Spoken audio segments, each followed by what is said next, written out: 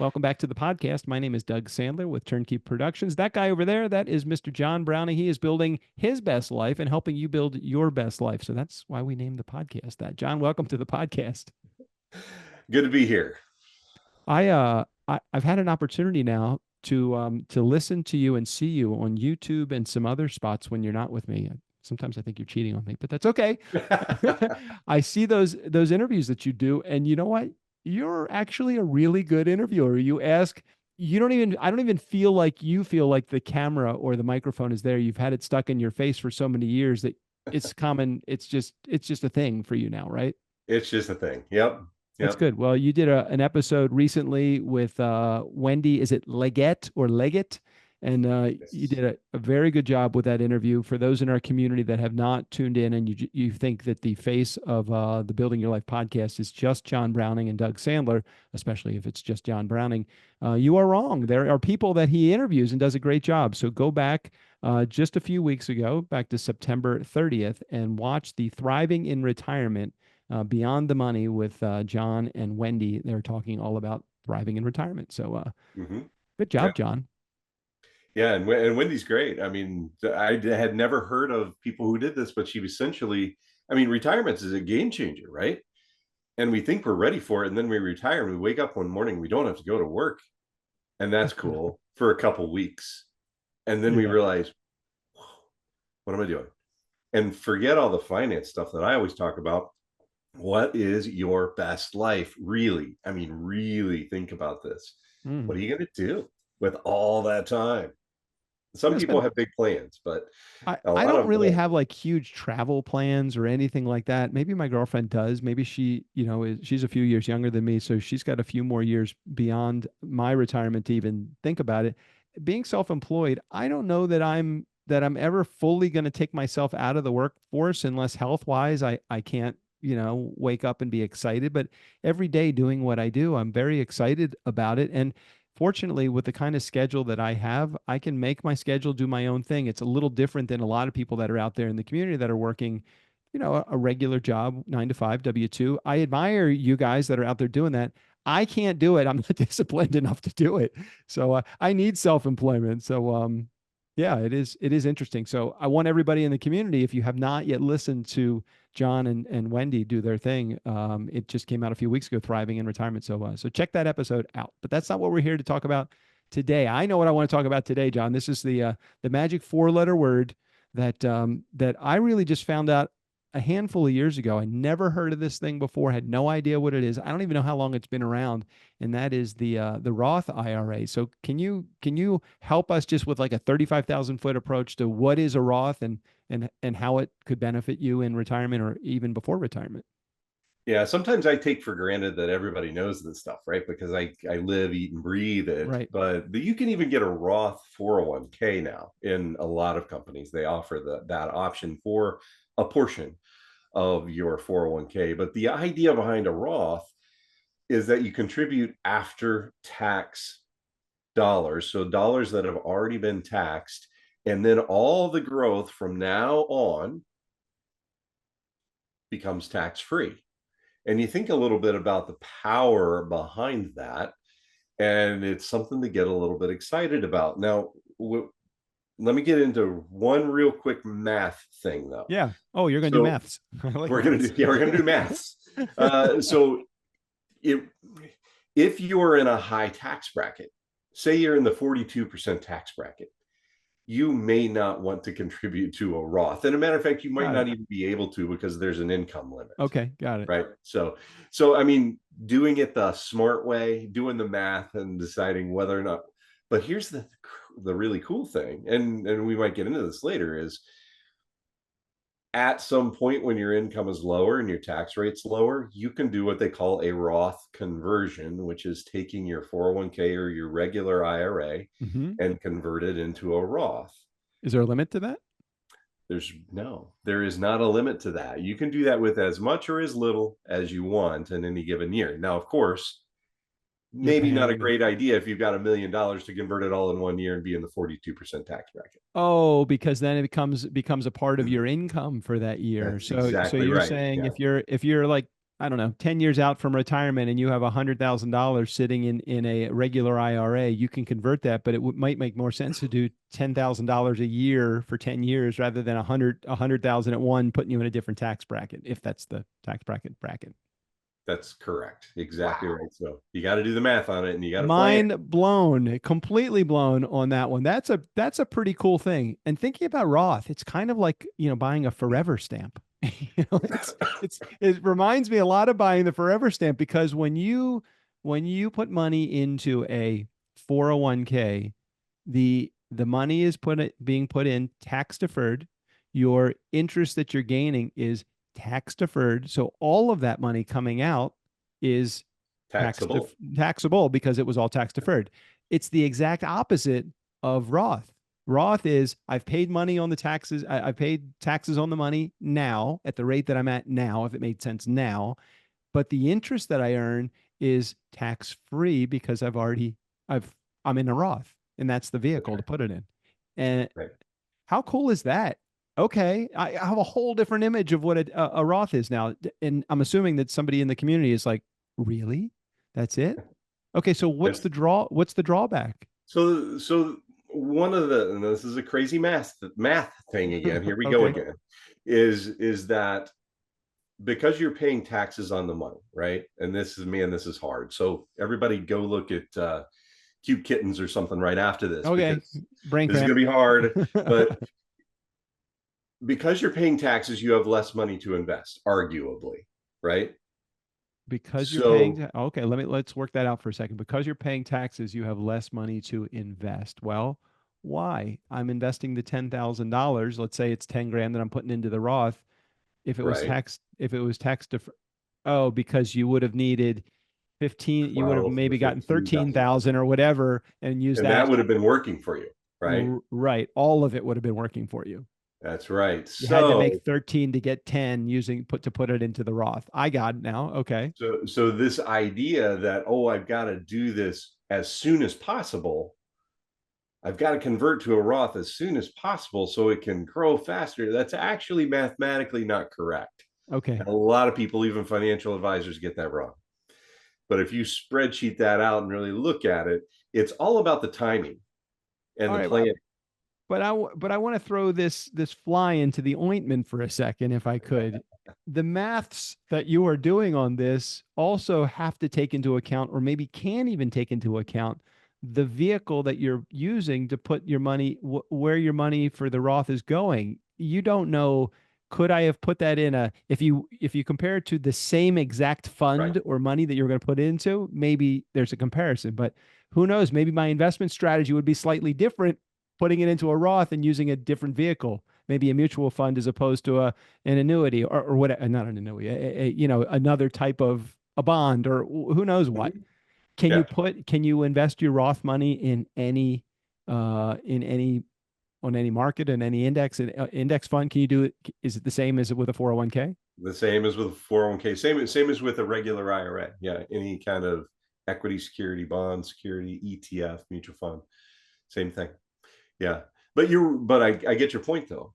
Had you, and if that's just comparing apples to apples, my example was just apples to apples. If you decided to be, say, more aggressive with your Roth than you would Mm-hmm. have been with your IRA, and you made more money that was more money faster that was not tax coming out, that would make a big difference. But apples to apples, the timing of when you do it, it doesn't matter if you do it earlier or later. It matters that you do it in the lowest possible tax bracket that you can.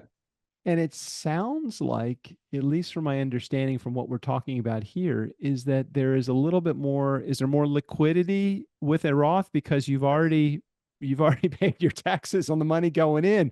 So, but can you withdraw even the gains without being taxed on that? Or how does that Okay. work? So there is what they call the 5-year rule for a Roth, Okay. which is again something that a lot of people don't understand. So if you put money into a Roth, it's much more liquid than a regular IRA, Right. because in 5 years, once it's been in there 5 years, you can take what you contributed Mm. out. Well, that makes sense. There's no penalty, there's no taxes, nothing. Well, But you've already paid the don't touch taxes the on it. gains, because the gains there would be a penalty on. Okay. All And right. also, I want to add in there that you can take it out in 5 years for a couple different things, like first time home buyers or um, education. So it is a much more flexible investment than a traditional IRA as well. But you do have to wait that 5 years. And then if you're not taking out for one of those two things, then you'll be penalized on any gains that you take out.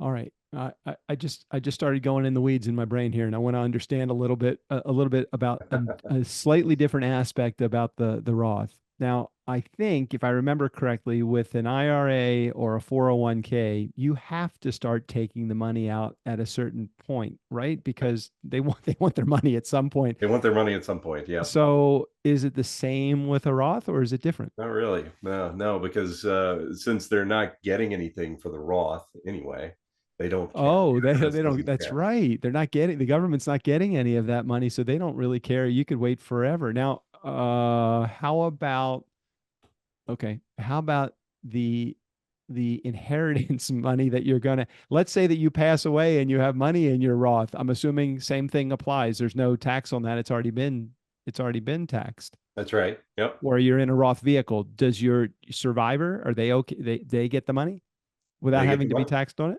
and they don't get taxed on it. The one caveat there is now, it used to be back before 2000, like 2020, that if you inherited a Roth IRA, you could kind of keep that thing forever, and it was fantastic. Oh, as a Uh, Roth.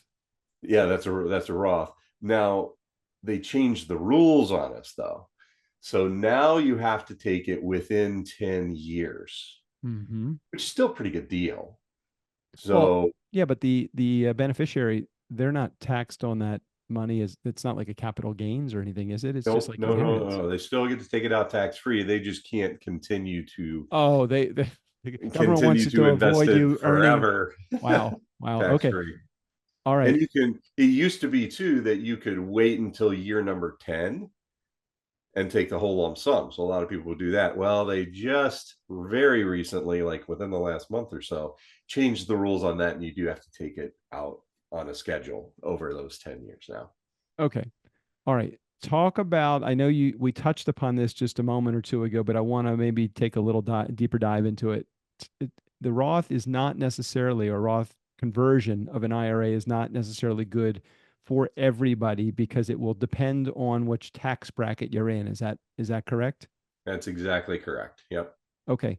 Um, and so if you're earning a greater income now, or if putting the money into a Roth would put you, wait, taking the money from putting, wait a second, how do I know, how do I determine whether this is good for me? A Roth is good at what point in my retirement planning? When do I want to start thinking about this, and when is it not good for me? Thank you. There we go. Wow, that was tough. Long time listener, first time caller. This is it's a great question, and we spend a lot of time with people on this because a common misconception is that if you do a Roth conversion, you have to do the whole thing. That is not true. You can do a little bit of it, a lot of it, whatever. But we have what we call the tax lab here. I mentioned it in the last Yeah, episode, last 2 weeks ago, right? Exactly. and you plug in your adjusted gross income, what it was last year is kind of a good gauge. But if you had like a raise or you got a new job or whatever, you might want to put in what you think your adjusted gross income will be, Hmm. and then you see the tax lab shows you exactly where you're going to fall based on your standard deduction, or if you happen to be one of those few of us that can itemize, um, Right. where you're going to be on your tax brackets. And it's contrary to popular belief, it's not always a bad thing to pop yourself into maybe the next tax bracket up Just to see. just to see where it is. Plus, what another thing that people have this misconception is, if you're in the 42% tax bracket, it doesn't mean you're paying 42% on everything that you earned. It's just on that next dollar you're paying 42% on. So what the tax lab does is it shows you a nice little graph, and it shows you which is your next dollar taxed at the Hmm. next rate. So to spend a few extra dollars in the next tax rate in order to plan right over maybe the next 10 years of converting monies over to a Roth might not be a bad thing for you. It's all about what's right for you and what the math says. All right. So you just again got my brain working here. At some point, could you even consider possibly trying to achieve a 0% tax bracket? Yes. Okay, tell me about that because I'm sure that might man, that could be a great clickbait headline, the 0% tax bracket. Okay, tell me tell me about that. What is how do you achieve the golden the what is it in Harry Potter, the golden snitch? That's right. How do you subscribe to the golden snitch rule of the 0% tax bracket? Yeah, the elusive 0% tax bracket, and a lot of people just can't do it because they haven't planned far enough in advance. Or they thought they made so much money that they didn't believe, say, in cash value life insurance or Right, right. universal whole life. They just didn't believe in it for whatever reason, and they made too much money, and there's just no way to get there. But if you plan well, no matter how, almost, now I won't say no matter how much money, but you can make a very high income during your working years. And if you plan well, you can get to a 0% tax bracket by using Using the right vehicles. Yeah. every single tool available to you. And we just talked about one the last episode. We talked about whole or universal life insurance, cash value of that. You talked about another one just now, Roth, which would be kind of cool. We have the golden annuity called Social Security. There's something in there Yeah. also. Does that change your tax bracket, your Social Security dollars that you're receiving? Yeah, that does. Well, if you don't have it planned out right, it does. Yeah, but you don't have any Now, choice where that money is going for with Social Security, or do you? Do you have a? I mean, you're just receiving that money. Isn't that just income? well, it's income, but you're not taxed on your Social Security unless you make over 32,300, I think, dollars. In other taxable And in other that's taxable income. there you go. So, but if you do, and most people do, right? Because people don't do this every day, and they are not a nerd like me. They don't think this way, and they think, well, I need $100,000 or whatever it is that they need to live for an They're not income. they're not they're just thinking about the number. They're not thinking about where the number comes from, Right? They're not which is thinking the about mistake. could I make like 75, $80,000 of that tax free income. And the government makes it very difficult, right? Because it's not just imagine that the in order to determine whether or not your Social Security is taxed, it's not your adjusted gross income; it's your modified income, which, by the way, includes municipal bond income, which is Wow. tax free. Yep. But for the purposes of whether or not your Social Security is taxed, they include that. Wow. Does that is that all included in your Fahrenheit schedule or whatever that is? What is that? In my What is it? tax lab, Tax all line. of that is included. We Oh my even God. include Medicare costs in the tax lab. So, at what point does your Medicare go up because your taxable income went up? You kind of Instead plug me into the tax. I want to get my Bunsen burner and goggles and get in the lab with you because this is like to me.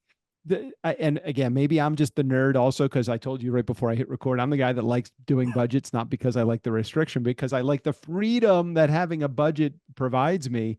yeah, I love this, to be able to take advantage of every bit of gray legally. Look, the government's going to allow it, so why not take advantage of it? Otherwise, you're just paying money to the government for no reason. Why would anybody want to do that?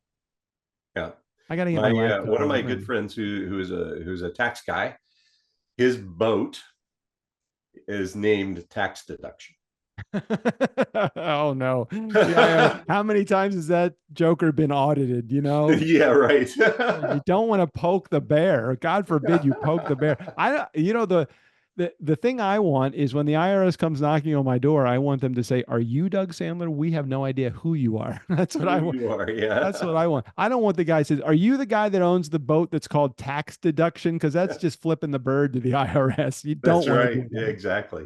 Oh my gosh. Oh my gosh. Well, this has been an enlightening episode once again. These last two episodes, John, I've got to hand it to you. You came up with some really, really good topics. You've put some time and energy into this, of course, as you do all of the stuff that you do. I know there's going to be a lot of questions that are going to be raised from this. How does someone get in touch with you if they want to find out more about what you do, how you do it, and get in their lab coat along with you right next to you? So the easiest way is probably just to go out to guardianrockwealth.com. That's our website. There's a contact us section. You can put your question in there. You can just put your contact information in there, and we will get back to you. Typically within 24 hours, sometimes faster. Sometimes we might, if it comes in over the weekend, we may be 48 hours, but we're going to get back to you on that pretty quickly. Or text the word life. Grab that cell phone, type in, go to the texting app, 321-421-5213, and type in the word life. You're going to get a link. It's going to be all kinds of information there, free stuff, things you can download. And then there's going to be a link to my calendar. I'm happy to speak with you. All right. No matter where you are in your financial journey, I'm happy to speak with you for a few minutes and see what I can do to help. Might just be to introduce you to somebody else who can help you better. And that's absolutely fine. Awesome. Well, that is the certainly the nice guy that you are. So, John, thanks for sharing your expertise. Thanks for being on the show again. And for those in our community, continue tuning in to John, even if he's not with me. I kind of like the episodes where he has some pretty cool guests. So, thanks for being here. Thanks for sharing all you know, John. All right. Thanks.